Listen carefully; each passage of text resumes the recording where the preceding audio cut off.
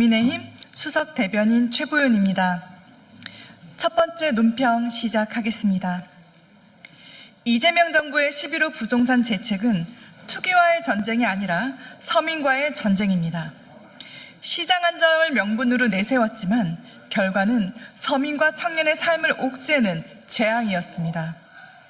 대출은 막히고 전세는 사라졌으며 청년과 신혼부부는 내 집 마련의 희망조차 빼앗겼습니다.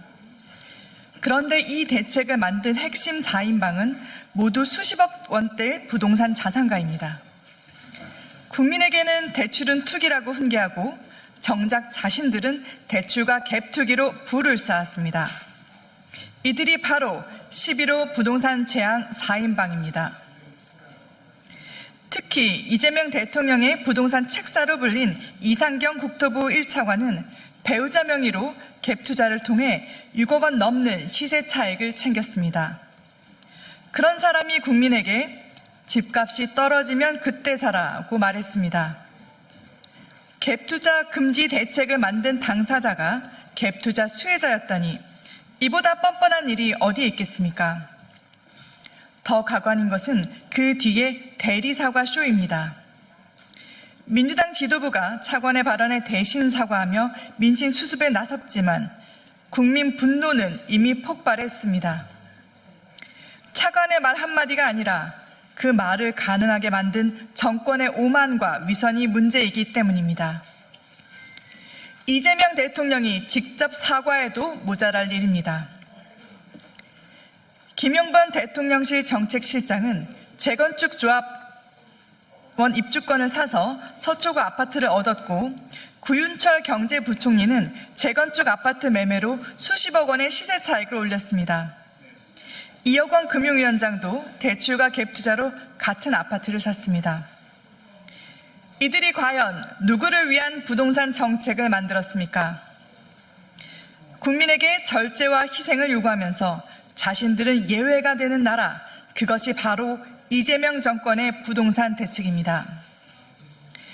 여기에 보유세 인상을 둘러싼 당전대의 엇박자까지 겹치며 시장 불안은 더욱 커지고 있습니다.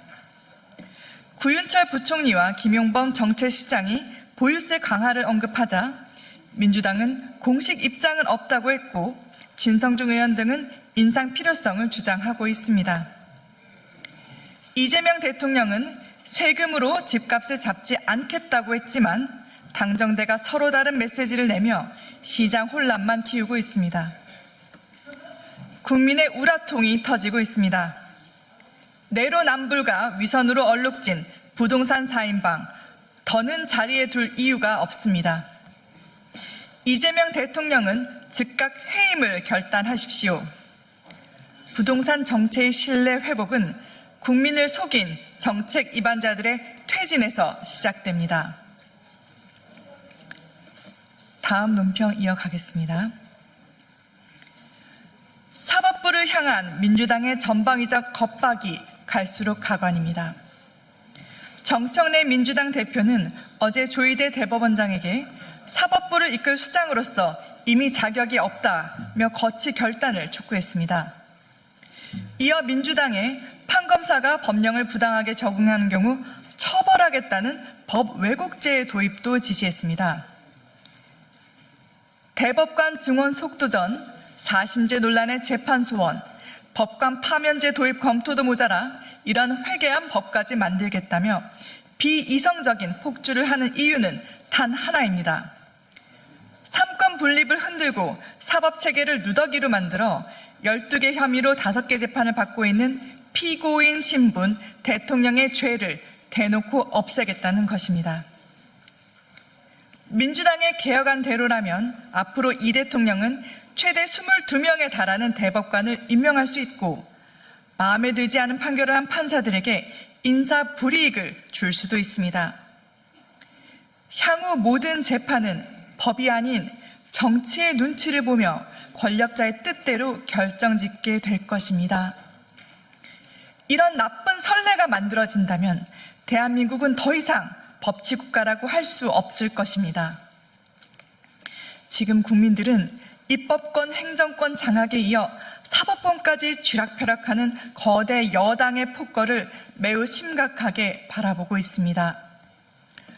오죽하면 문형배 전 헌법재판소장 권한 대행도 타협과 평가, 실행의 피드백 없이 단기간에 대법관을 대폭 늘리는 것은 사법부 독립과 제도에 대한 신뢰를 해칠 위험이 있다고 경고했겠습니까? 개혁이라는 미명하에 공론화 과정도 수기도 없이 오직 한 사람을 위해 정도와 동떨어진 법안을 밀어붙이는 민주당이 이러고도 국민의 공감과 지지를 얻을 수 있다고 생각한다면 그것은 국민 조롱이자 오만입니다.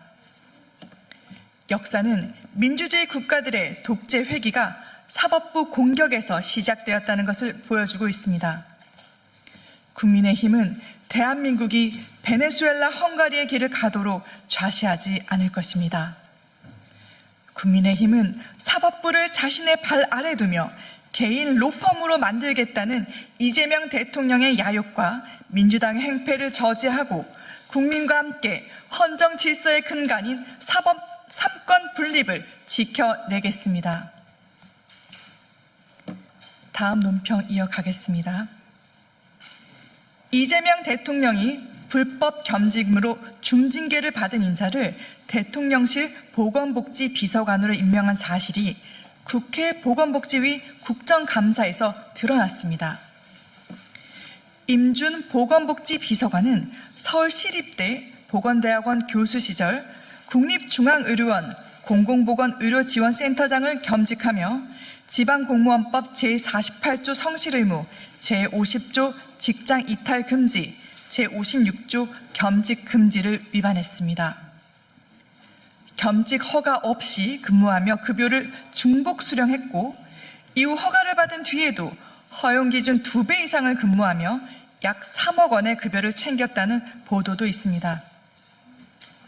보건복지부 감사 결과 국립중앙의료원은 부적정 인사로 기관 경고를 받았고 서울시립대학교 징계위원회는 임 비서관에게 정직 1개월의 중징계를 내렸습니다.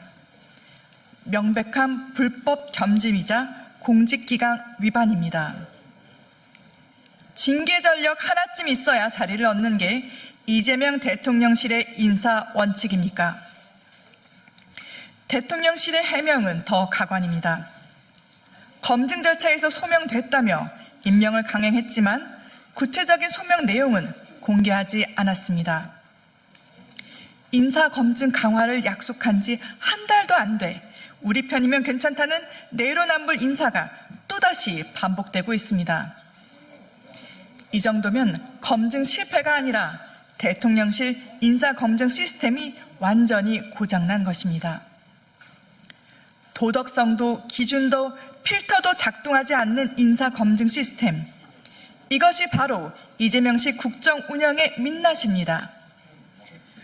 흠결이 드러난 인사를 공공의료정책의 정점에 앉히는 것은 국민을 기만하고 공직사회의 기강을 송두리째 무너뜨리는 일입니다.